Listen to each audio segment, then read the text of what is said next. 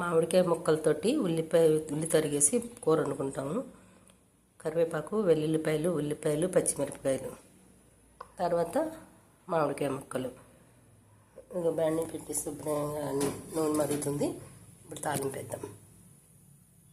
కొంచెం వేడెక్కాలి. వేడెక్కింది. ఇప్పుడు ఉల్లిపాయలు వేద్దాం. ఉల్లిపాయలు, పచ్చిమిరపకాయలు అన్నీ వేసేసి తాలింపు వేద్దాం.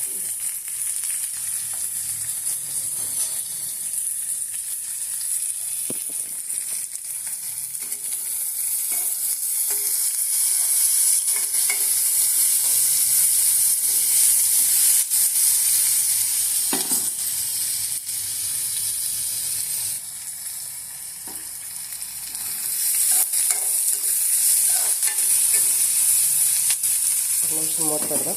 మగ్గుతుంది. మా లక్కీగాడు చూడండి కుర్చీ కింద పడుకున్నాడు. వాడి పేరు చెప్పగానే లేచిందనమాట. ఇప్పుడు ఒకసారి మూత తీసి చూద్దాం.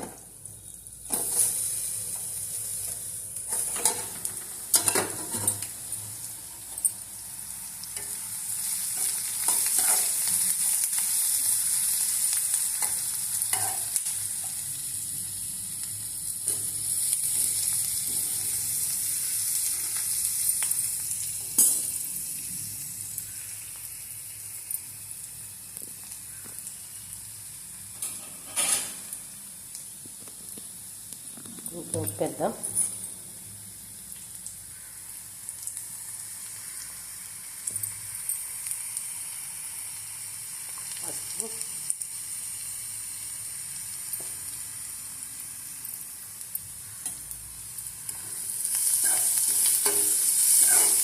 ఉప్పేసి ఏంటంటే మగ్గుతుంది అన్నమాట.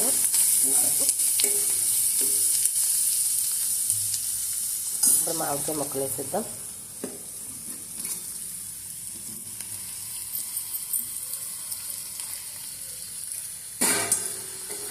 కలిపేసి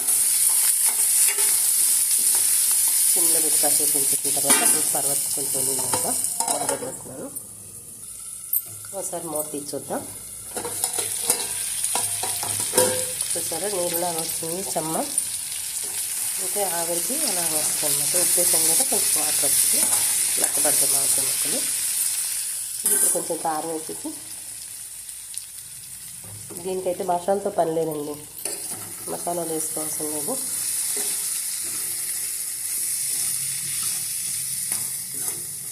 ఒక చుక్క నీళ్ళు వేసి మూత పెట్టేద్దాం. ఎక్కువ అవసరం లేదు, చాలు. ఒకసారి మూత తీసి చూద్దాం. ఉడికిందని ఎలా ఉందో. దగ్గరికి అయిందండి. ఇంకా చూసారా గ్రేవీ వేసి వాటర్ అంతా ఇంకిపోయింది. స్టవ్ ఆపేసుకుంటే మనకి వేడికి సరిపోతుంది అన్నమాట. చూసారా ఆపేస్తే బెటర్. ఆపేసుకుందాం. అన్నంలో కలుపుకోవడానికి బాగుంటుంది. దీంట్లో 2 కోడిగుడ్లు కూడా వేసుకోవచ్చండి. ఉడికించేసి కోడిగుడ్లు కూడా వేసుకున్నా బాగుంటాయి. ఇదండి ఈరోజు ఉల్లి తరుగుతోటి మామిడికాయ కూర. Please subscribe my channel please అండి. లైక్ ఇవ్వండి.